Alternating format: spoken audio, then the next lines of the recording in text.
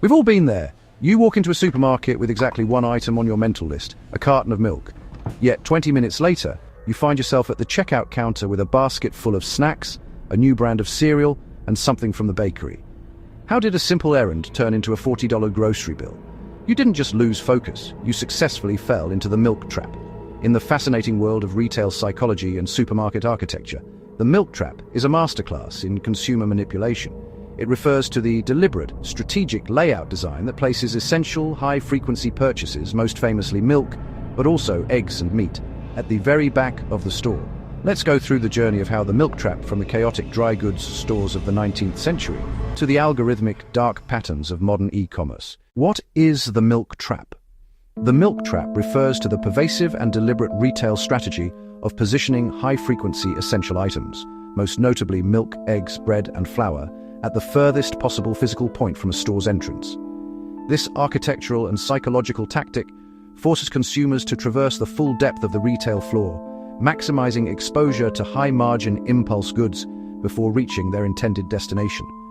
The milk trap is, in reality, a sophisticated convergence of industrial logistics, thermal engineering, behavioral psychology, and economic history. To understand the invention of the milk trap, you must first understand the inefficiency it was designed to solve. The trap is fundamentally a solution to the problem of customer flow and inventory exposure, a problem that did not exist in the retail models of the 19th century. Prior to the 20th century, grocery retailing operated on a counter-service model. In this system, the customer did not enter the merchandising space. Instead, they stood in front of a counter and presented a list to a clerk, who then retrieved items from shelves behind a barrier. In the counter-service era, there was no trap because there was no flow. The customer did not move through the merchandise was brought to the customer. The milk trap could not exist until the customer was transformed from a passive recipient into an active laborer within the store's logistics chain. This transformation required a radical reimagining of the store's architecture. The true inventor of the mechanism that allows for the milk trap is Clarence Saunders. In 1916, in Memphis, Tennessee, Saunders opened the first Piggly Wiggly, introducing the concept of self-service to the American public. This was not merely an operational change, it was a psychological revolution. He patented a store design that utilized a continuous path, a literal maze. Upon entering a Piggly Wiggly, the customer passed through a turnstile and was forced to walk past every single item in the store to reach the exit. This self-serving store patent, US Patent 1242872, codified the fundamental axiom of the milk trap. Revenue is a function of exposure. The customer will be enabled to serve himself and, in so doing, will be required to review the entire assortment of goods carried in stock, conveniently and attractively displayed. Clarence Saunders. While Saunders did not specifically place milk at the back to force a detour, since his entire store was a forced detour, he established the principle that the floor plan is a marketing tool. By removing the clerk, he liberated the customer to be tempted, but by installing the maze, he enslaved the customer to the path. The shift to self-service was jarring for consumers accustomed to the social interaction of the counter. Saunders' design replaced the clerk with the silent seller, the product itself. This required a new kind of packaging and display logic. Goods had to speak for themselves. In this environment, staples like flour, sugar, and milk took on a new role. They became the bait. If Saunders provided the maze, Michael Cullen provided the scale. The Great Depression fundamentally altered the economics of food retail, shifting the focus from service to price. This shift necessitated a new kind of store, the supermarket. In 1930, Michael Cullen, a former Kroger employee, wrote a now famous letter to the president of Kroger proposing a new kind of store, monstrous in size, with low margins and high volume. When Kroger rejected the idea, Cullen struck out on his own, opening the first King Cullen in Queens, New York. Cullen's stores were located in low-rent warehouse districts, often in abandoned factories or garages. They were vast, cavernous spaces that bore little resemblance to the tidy Piggly Wigglies. This scale introduced a new problem: logistics.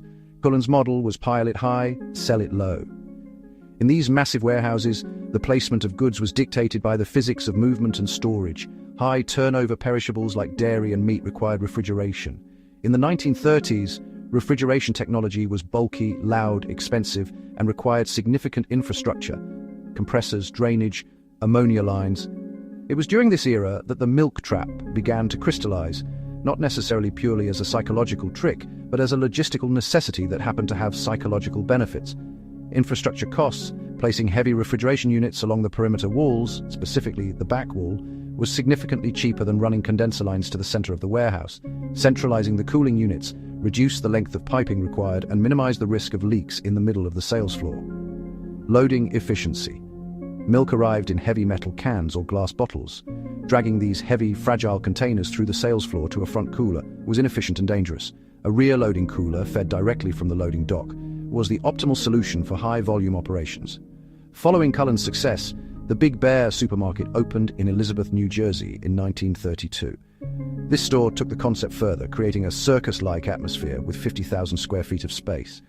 The layout placed the grocery department in the center, surrounded by concessionaires selling meat, produce, and dairy.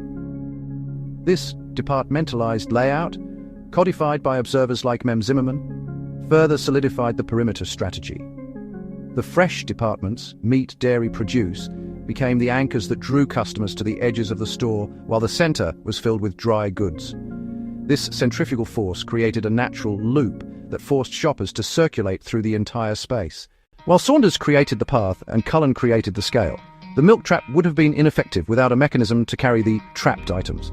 That mechanism was the shopping cart. In the early 1930s, shoppers used hand baskets. This placed a hard physical limit on the milk trap's effectiveness. A customer carrying a gallon of milk and a loaf of bread had no free hands to pick up impulse items. The physical burden of the staples acted as a brake on spending. In 1937, Sylvan Goldman, the owner of the Humpty Dumpty supermarket chain in Oklahoma, invented the shopping cart. Inspired by a folding chair, Goldman's design allowed customers to push 2 baskets on wheels. The shopping cart is inextricably linked to the milk trap. It removed the physical penalty for browsing. With a cart, a customer could traverse the entire store, pick up the heavy milk at the back, and still have ample capacity for high-margin impulse goods like snacks and cosmetics.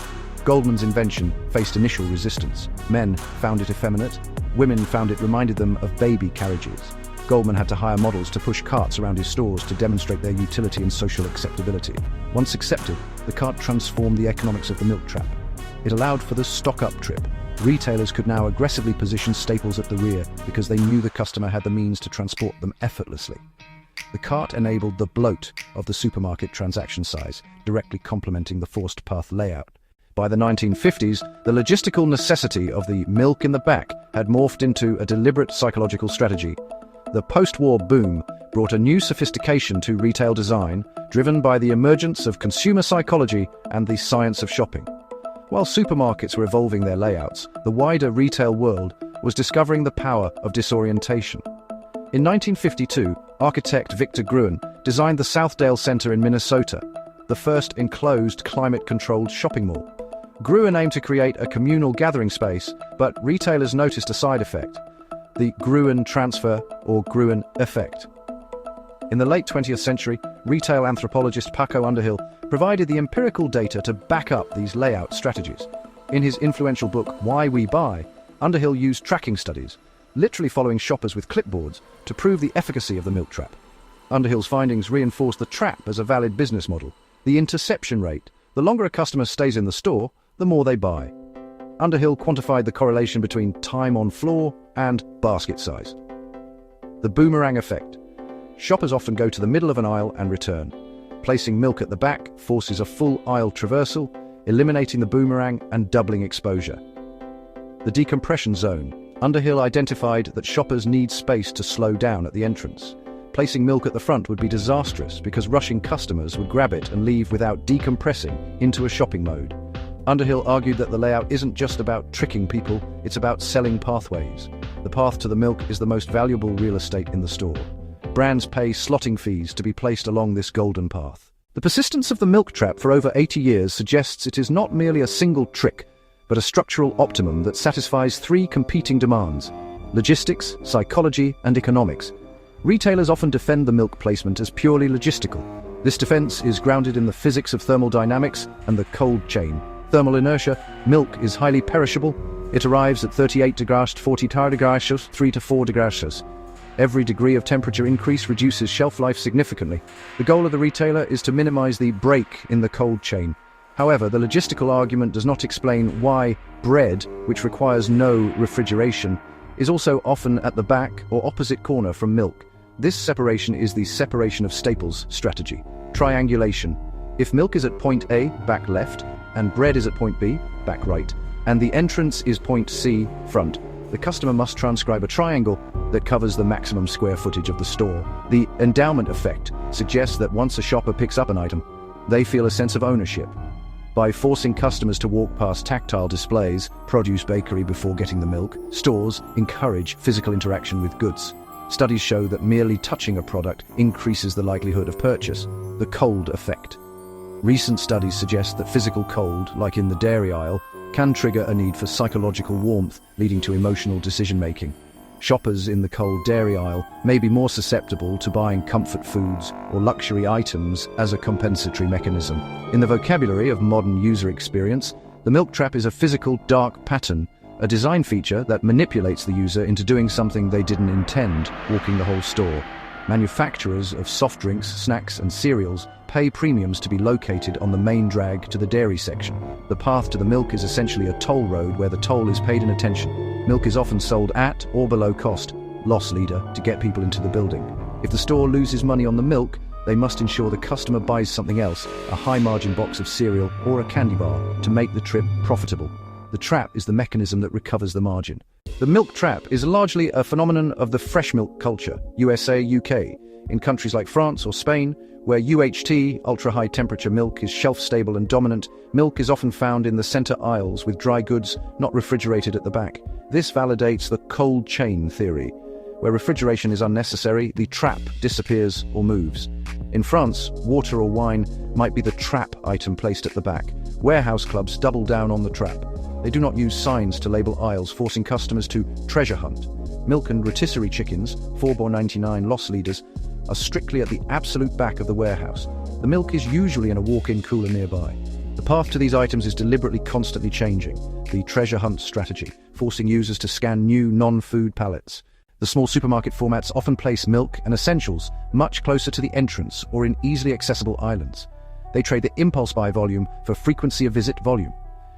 Discounters like Aldi and Trader Joe's use smaller footprints. While milk is still often at the back, the trap is less onerous because the store is small. This efficiency is a key selling point. Amazon Go represents the complete inversion of the milk trap. Using computer vision and just walkout technology, it removes the checkout line entirely. In these stores, efficiency is the product. Amazon bets that removing the friction of the trap creates such loyalty that the lifetime value of the customer outweighs the lost impulse sales of a single trip. The milk trap is not a static invention, but a dynamic compromise between the physical needs of the product, refrigeration, and the financial needs of the retailer, margin recovery.